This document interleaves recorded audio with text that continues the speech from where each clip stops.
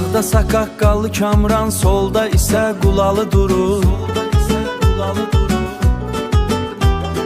Kamran borsun qaz elində, Qulalının samovarını söndürdü.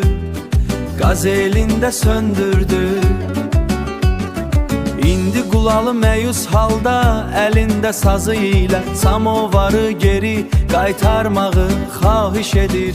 Geri qaytarmağı xahiş edir. Qaytar samovarı Kamran, qaytar gəl. Qulalı çaysız qalır, sızılayır tel.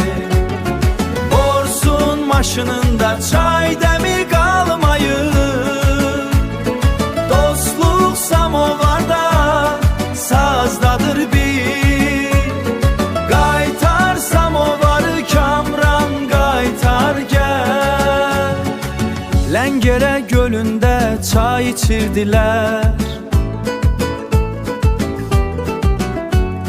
Dostluğun şirinliği seçirdiler.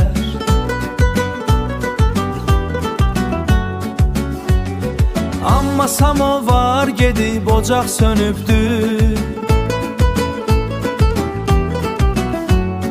Qulalının üzü kədərə dönübdü.